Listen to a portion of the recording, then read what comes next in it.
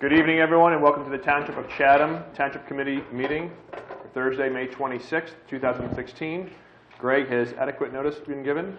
Yes, adequate notice of this meeting of the Township Committee was given as required by the Open Public Meetings Act as follows. Notice was given to both the Chatham Courier and the Morris County Daily Record on January 8th, 2016. Notice was posted on the bulletin board of the main hallway of the municipal building on January 8th, 2016. And notice was filed with the Township Clerk on January 8th, 2016. Thank you. Would everyone please rise for the flag salute? I pledge allegiance to the flag of the United States of America and to the republic for which it stands, one nation, under God, indivisible, with liberty and justice for all. Mr. Gallup? Mr. Kelly? Here. Mrs. Schwartz? Here. Deputy Mayor Sullivan? Here. Mayor Ritter? Here. Do I have a motion to approve the agenda? So moved. Is there a second? Favor. Second. All in favor? Aye. All right, moving on to reports. Mike, do you want to kick us off? Sure. The month of May is a very busy month for our municipal alliance here in town. If you've driven by the high school, you'll have seen the rec car that they put out there every year as a reminder, coming up to prom season and graduation season for everybody to use good sense. Also, the signs around town reminding parents that host lose the most. So again, just a reminder from the Municipal Alliance on that. The Open Space Committee has been a couple things to report. The Averitt property, they had a kind of a experimental work session just for themselves this past week, 10 days, just to plot out the proposed walkways there on the Averitt property off of Hillside Avenue. And they will be planning a public work day asking for volunteers later in the summer, so to really get that path up and running. They're also working with some Eagle Scouts to get some a kiosk at the start of the trailhead and some benches and perhaps a picnic table along the trail as well. And also, if you haven't been over to the Giralda Preserve lately, the Morris County has really been working hard over there and maintaining the trails and tending some of the brush, upgrading some of the, removing some of the old fencing that was internally within the property, and it's really, again, continuing to shape up nicely and worth a regular visit just to keep an eye on all the work that's being done over there at the Giralda Preserve. DPW is happy to report that the skate park is up and running. The ramps had been repaired, and now the cracked surfaces have been filled. Rich reports that the kids were there with their skates within hours, so it's being well used already. Also, they're happy to report that their part of the colony pool prep work is done, and the pool's getting ready to open up this weekend. And the first auction of town equipment was held earlier this spring, and the results are in, and the report is that it was just a tad over $11,000, and every item on the list was purchased and successfully removed from our DPW yard. So everything from a couple of vehicles down to a couple of lawnmowers and a lot of things in between. So a successful event. Very good. Thank you. That's it. Wet spring sports season is coming to a conclusion. I do want to say, having the first time playing on the, not me playing, but my kids I coach playing on the actual grass fields as opposed to the turf fields. I mean, Tuesday was an example of raining and it not stopping until like midday, and you know, the field was still playable with a minimal amount of work on Tuesday night. So, considering half the game seemed like they were rained out, to be able to put the game in was real nice. And so I know DPW did a lot of work on the fields this year, and you know, continues to be a great facility for the town. Foul ball. So I remember you saying that one of the nets wasn't high enough, and there was talk about raising it. I'm sure no matter how high we raise it, you're going to think that every ball that goes over could have been saved by another 2 feet. Is it the back left field that can be raised, or which one is it? Well, let's first of all narrow it down. Which field are we talking about? Okay, so the natural graph all the way back to the left. At Shonpike or Nash? At Shumpike. I don't remember. The first base side, that's where the detention pond is? That's where the detention pond. That's what you're talking about?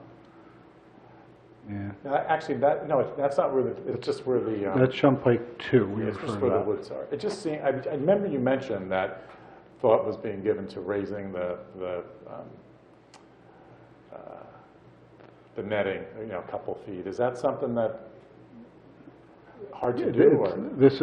No, nothing like that's hard to do, but I don't recall until you're bringing it up again that it's really been an issue.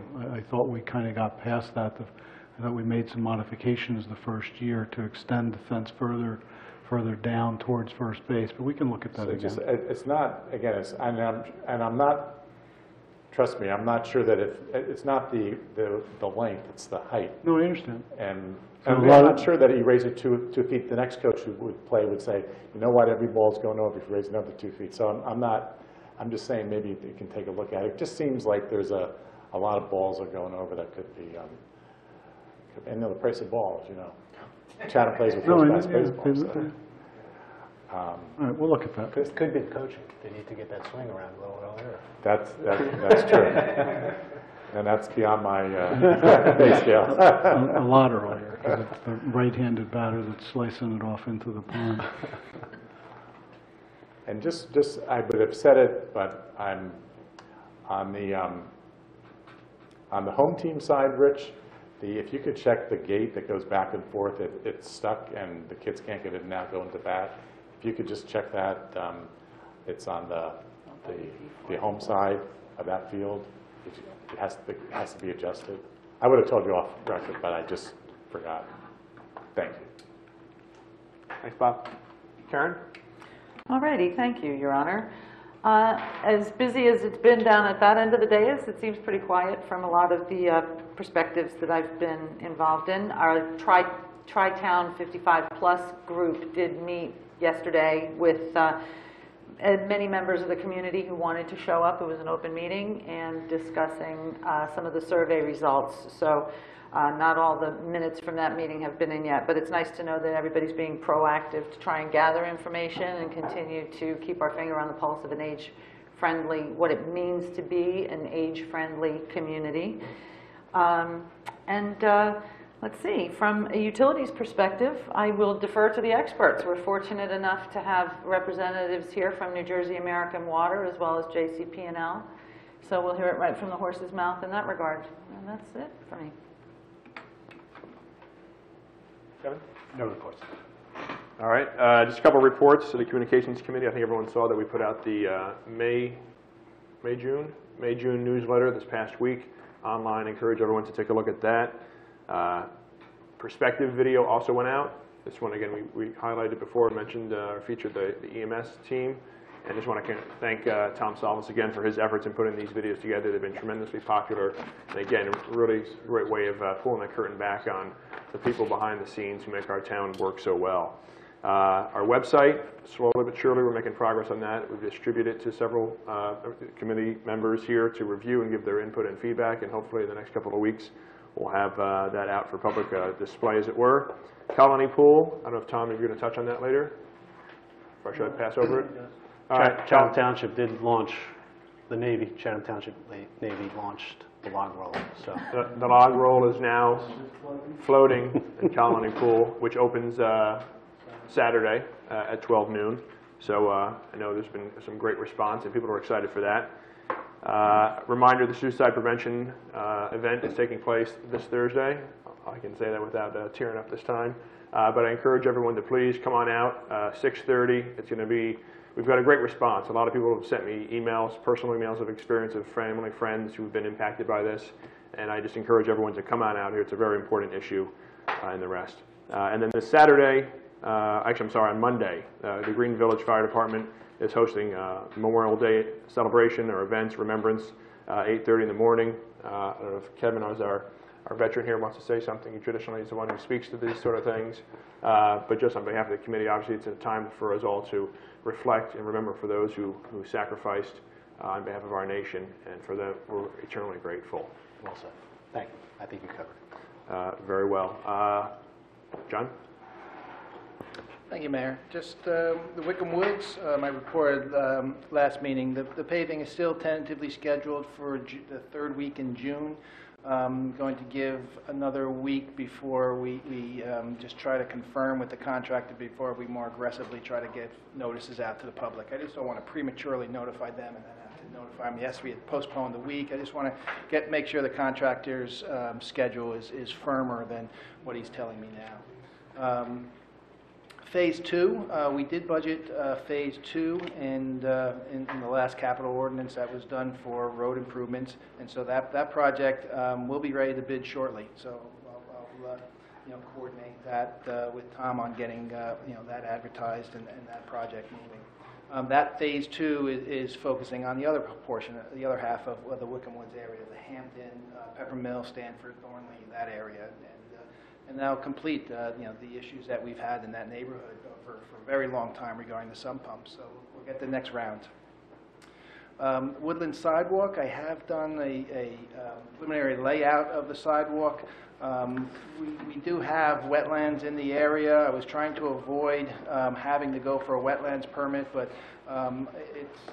unfortunately it's unavoidable. I'm going to have to apply for a wetlands transition area permit. It's a general permit. It's relatively straightforward, but unfortunately, just looking at the constraints that are out there, I'm going to have to apply for that. So we'll see a little delay in getting that bid out, but I know the general permit that's required is relatively processed quickly at the DEP, surprisingly for that particular permit. So I'll just keep updated on that. And that's all I have. Great, thank you, John. Tom? Good. Chief, you have anything? Rich? All right, moving on to other additional reports. As Karen indicated, it's kind of utility night. So I guess we have a group of gentlemen from New Jersey American Water. I don't know if Nick or who's going to come to the mic, or if you want to come on up, introduce yourself. We had a pre-meeting beforehand, myself, Karen, and Tom, to meet with these gentlemen. So I appreciate, again, you guys taking the time to come meet with us and talk about the important project and work that you're doing on Southern Boulevard and just increasing the communications between our two groups going forward. So thank you again for your help. Thank you, Your Honor and Council, for having us here, giving us some of your time. If I could do a brief 3 to 4 minute just rundown of the project. Sure. My name is Nick Pinto. I'm Operations Manager for New Jersey American Water. And here to my right is Ken Taylor, who is the Construction Supervisor for the job that we're going to talk about tonight. So just to give you some general facts. The project is approximately $1.5 million. It is replacing 1.5 mile of 8-inch main, cast iron, that was installed in 1940.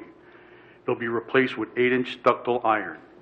In addition to the mains, there'll be approximately 83 valves of various sizes that will be replaced, 15 fire hydrants, 70 services and meter chambers will be installed. Just to note that this main that we're going to be replacing has no bearing on the 24-inch main that is already in the street currently, and it's a transmission main. The location of the project, as you know, is Southern Boulevard from Woodmont Drive to Fairmount Avenue. The reasons why the project is being done, based on our computer model prioritization and various parameters of main breaks and water quality, due to multiple breaks we had over the years, with in the last 5 years we've had 6 breaks. That's the reason why we elected to replace this main.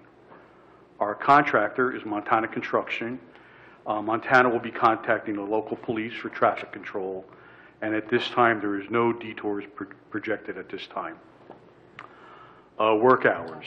The work will be performed between 9 a.m. and 3 p.m.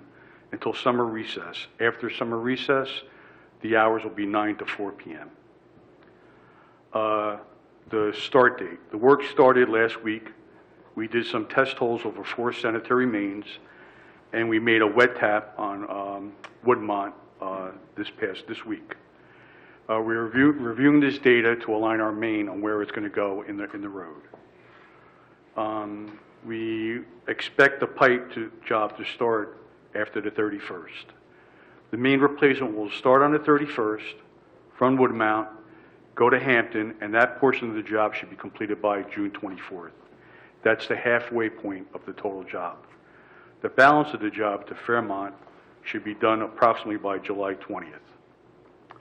After the main is installed, we also have service replacements to start. Again, they would start at Woodmount around July 21st, and we're hoping the completion date would be August 10th. Another part of the job would be side street tie-ins and the retirement of the old main. That is scheduled to start after August 10th and should be done by Labor Day. That's our projected time. Realize that this work is just a replacement of the main and temporary base to grade of the pavement in the road. Permanent restoration will be dictated by the county as to when we can do final paving and the scope of the paving to be done. Notifications. Postcards were mailed to anyone in the postal routes or area of the project late April.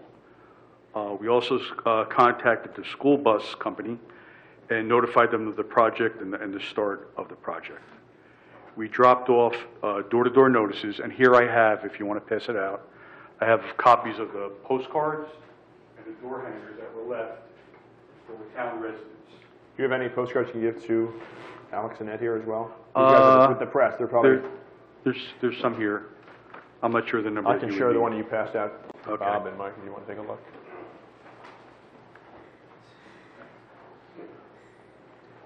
We dropped off the notices door to door to the affected customers about a week or more before the project was going to start. We then try to notify our customers a day before their service is replaced, and again the day of the service replacement is to be completed.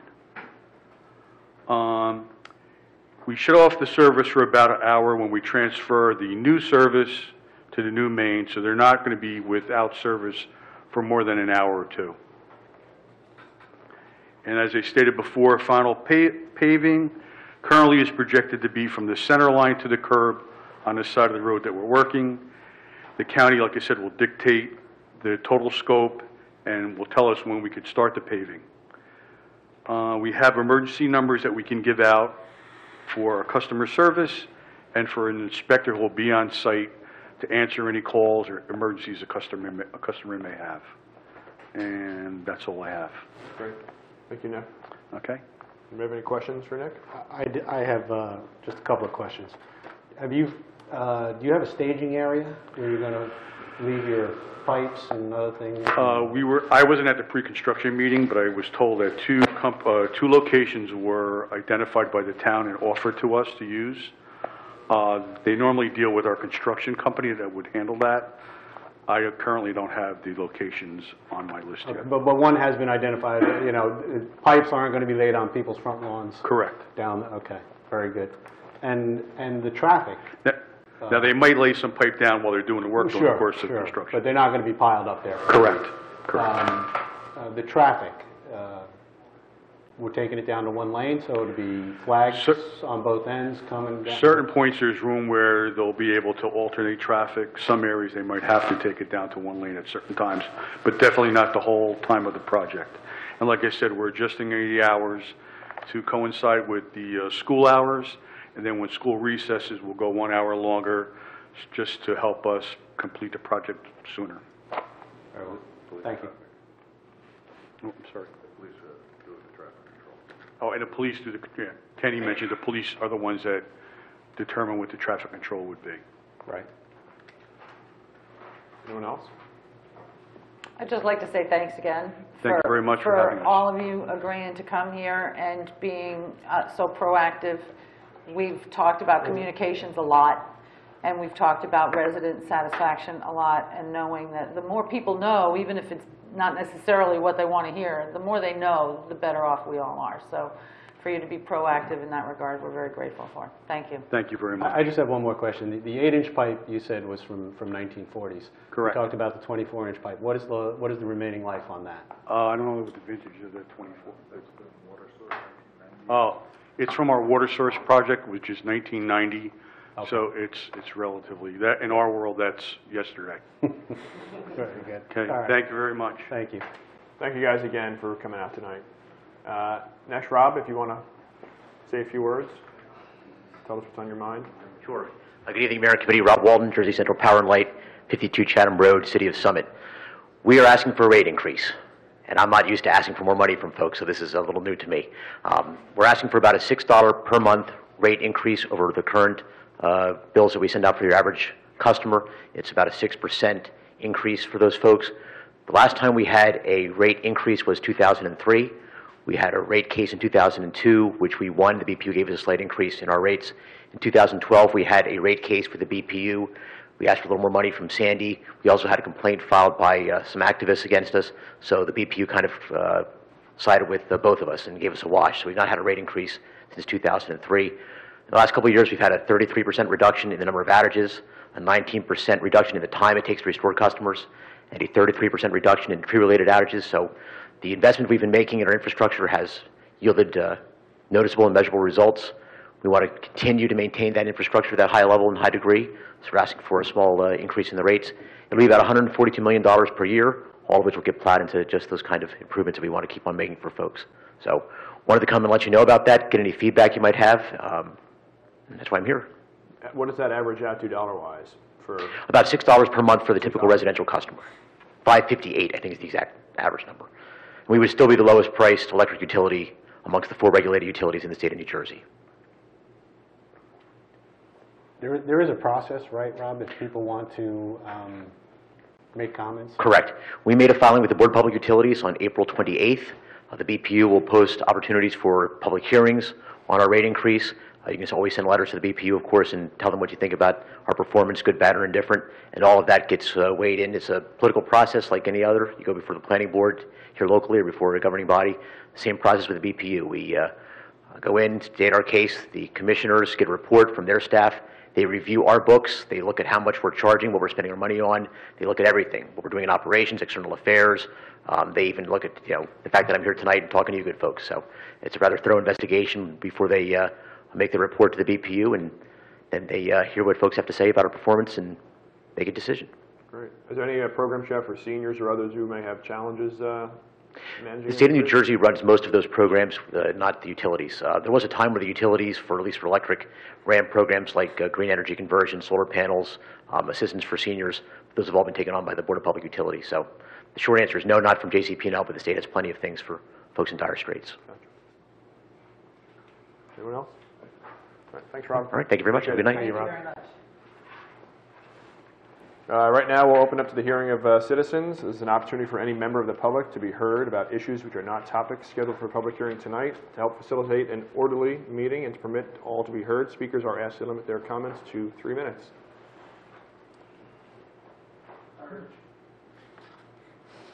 Seeing no one come forward, we'll close the hearing of citizens and we'll introduce our first ordinance. This is ordinance 2016-16. It's ordinance of the Township of Chatham, County of Morris, State of New Jersey, naming an unnamed street located in the Township of Chatham Memorial Way. For those of you who don't know, this is that triangle over by the Green Village Fire Department. We had talked about this, I think, several years ago, talking about either naming it Volunteer Way. The group met again, and they decided to call it Memorial Way. Albert has done some due diligence in terms of what it takes to be done for this. So we're introducing the ordinance tonight. There's a resolution in here as well, which we will pass, presumably tonight. But the idea is so we can do something this Monday on Memorial Day itself, the unveiling, as it were. So if anyone has any comments on the ordinance. I would just like to mention that this is something that had its genesis for many, many months, if not years ago. Green Village has a very proud tradition of Memorial Day and Veterans Day ceremonies, and they have a tremendous presence of the American flag during those very important days in American history. And this one sector of the road adjacent to Myersville Road and Green Village Road has been unnamed. There's no residents along there or businesses, and it just seemed appropriate to pay appropriate homage to the meaning of that area of Green Village anyway. So we're delighted to have been able to do this before Memorial Day when they have their ceremonies. The fire department and their auxiliary did come together with the community to establish that this was the name that they chose. So we're happy to accommodate. Indeed. Do you have a motion to approve? So moved. Is there a second? Second. Mr. Gallup?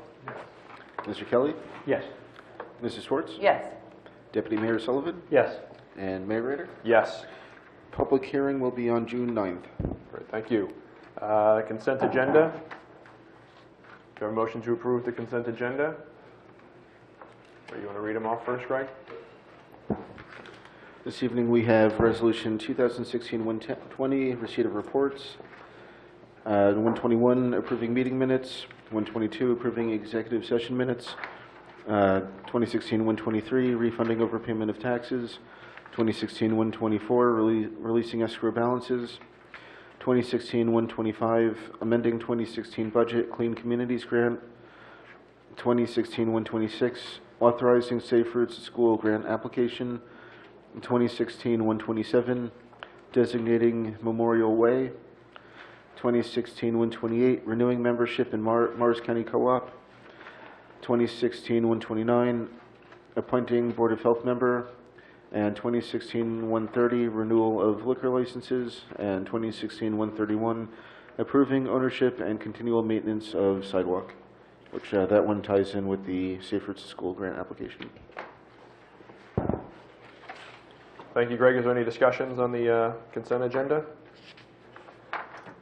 I have just one question or clarification. I just want to make sure in what we're voting on in authorizing the Safe Routes to School grant that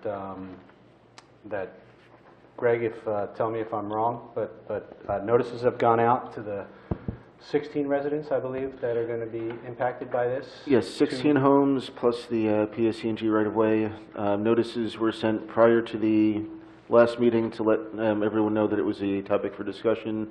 And on Monday, I sent notices to the same residents that we expected to approve the submission. And we did get an email from one of the residents, I guess it was yesterday, in which she acknowledged that she did get the follow-up notice. So Right. I So do know that... That was Amanda Feeman, who is the Yes. Safe Routes to School Committee, who lives along there. Yes, so I do have... She's very well aware of it. Yeah, so I do have reason to believe that the post office did in fact get the notices to the... Right. Well, it's good to have the confirmation. So we know the notices went out, people have them. But other than Amanda and her neighbor from the last meeting, we have not heard anything from the other 14 residents. Those are the only two that That is it, I heard, okay. and that was at the Very meeting, well. plus the email. I don't know if anyone Right. else heard anything. And just to understand what we're voting on tonight is just a resolution to go forth to submit the grant. Correct. I just trying to clarify, I don't want there to be any misunderstanding. And in the grant process, that would not include a narrowing of the road. That would include, the grant would be for a sidewalk, whatever the dimensions are. Yeah, that is correct. We're not proposing to narrow the road at all. It's in the grant cost estimate, I did include a substantial amount of work affiliated with, because some of the grades as you go past the PSE&G right-of-way, they're steep. And I anticipate that we may require some landscape walls. We may require possibly an easement to transitional grading on the home. So I would anticipate that if the grant is received, we would work very closely with the homeowners to improve their property, to work with them what their best interest is. So we are including retaining walls. We are including extensive costs for replanting landscaping, tree replacement. So we include a substantial amount of money for that. Right. And I just want to make one other point clear. When you put the grant in, the grant is the grant that you submit. So if we later hear from 11 or 12 of the residents, whatever the number is, that runs from Robin Hill Lane, let's say, to Pine, who are probably the most deeply impacted from home frontage standpoint. We can't go back and say, well, you know what, we'll just run the grant from Robin Hood to Falmouth. Is that correct? In other words, you can't slice and dice the grant. Once you submit it, it's 100% or it's 0%. That's if you ask the DOT, absolutely, that's what they want, because they're judging this application with other applications on the merit of the continuation of this sidewalk with the sidewalk on Pine, so that we're giving all that justification of why we need this grant.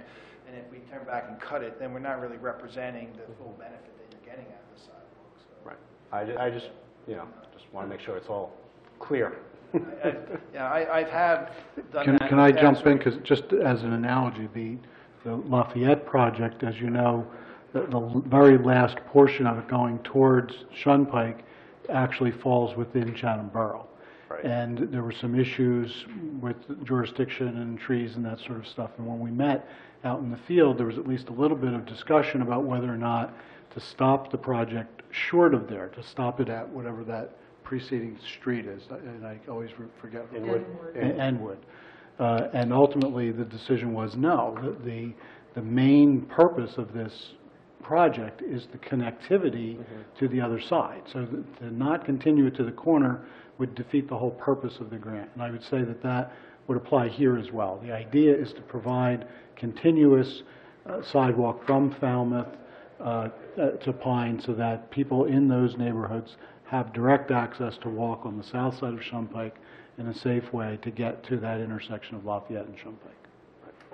Okay. Well, if we're going to take that one step further, and what we saw in the Lafayette Safe Routes to School grant was repositioning of one sidewalk from one side of Spring Street to the other, too, after substantial negotiation with residents there. So what would...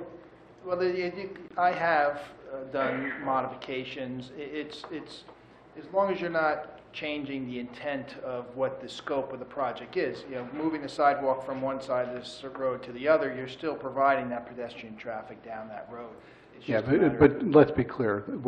There's not going to be a circumstance under which we would be proposing to do the sidewalk on the north side of Shunpike instead of the south side, or that DOT would approve that.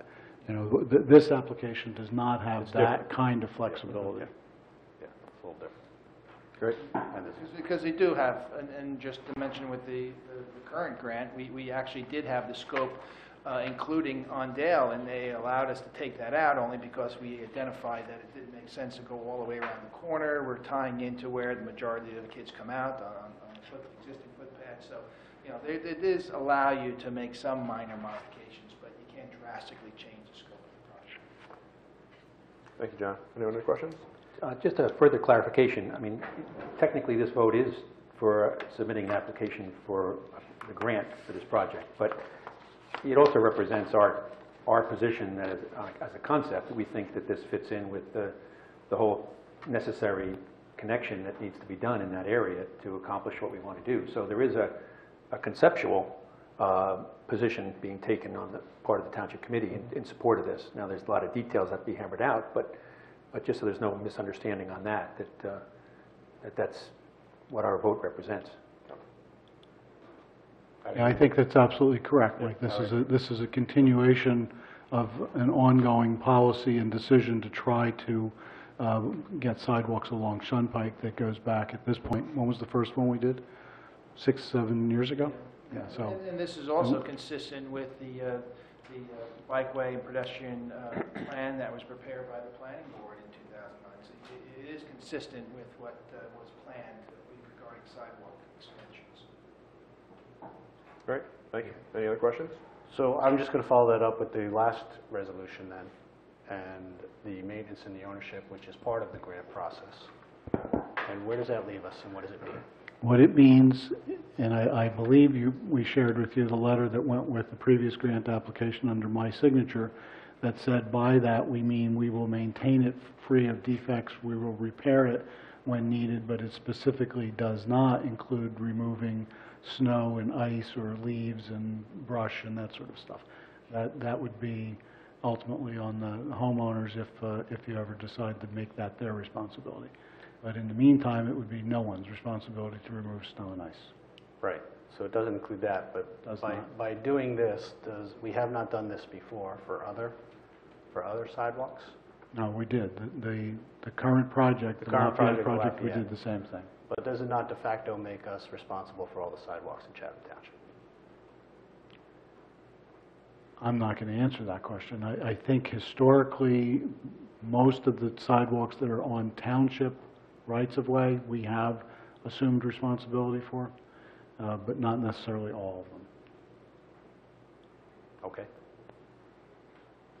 And to add in with your question about noticing, in addition to the letters that were sent directly to the homeowners, the Township Committee agendas were posted on the Township website well in advance of both meetings for everyone and anyone to be aware that the topics were being discussed. Thanks, Ray. Any other questions? All right, do I have a motion to approve the consent agenda? So moved. Is there a second? Second. Mr. Gallup? Yes to all, abstain on 2016-130. Mr. Kelly? Yes to all. Mrs. Schwartz? Yes. Deputy Mayor Sullivan? Yes to all. I am going to abstain from 126 until we hear further from the rest of the residents. Mayor Ritter? Yes to all, No turnout. with the exception of, again, 130. Abstain from that one. Okay, and they all pass. Great. This time, open the hearing for citizens. Seeing no one coming forward, no one here for that matter, I will close that out. We're going to go to executive session. We've got a couple of items. I'm not sure if we can take any action on these. No action on these, so we'll break for executive session. Oh, sorry, Greg. Resolution 2016-P-08, resolution of the Township Committee of the Township of Chatham, County of Morris, State of New Jersey, authorizing conference of the Township Committee with the public excluded. Whereas NJSA 10:4-12 of the Open Public Meetings Act permits the exclusion of the public from a meeting in certain circumstances, and whereas the Township Committee of the Township of Chatham is of the opinion that such circumstances presently exist, now therefore be it resolved by the Township Committee of the Township of Chatham, County of Morris, State of New Jersey as follows. The public shall be excluded from discussion of the specified subject matter. The general nature of the subject matter to be discussed is as follows. Pending litigation, Township of Chatham Affordable Housing Declaratory Judgment Action and Fair Share Housing Centers request for mediation, and contract negotiations, telecommunications land lease. It is anticipated that the minutes on the subject matter of the executive session will be made public upon conclusion of the matter under discussion and in any event when appropriate pursuant to NJSA 10:4-7 and 4-13. The committee will come back into regular session and may take further action. This resolution shall take effect immediately. And we need a motion and a second. Is there a motion? So moved. Is there a second? Mr. Gallup? Yes. Mr. Kelly? Yes. Mrs. Schwartz? Yes. Deputy Mayor Sullivan? Yes. And Mayor Ritter? Yes.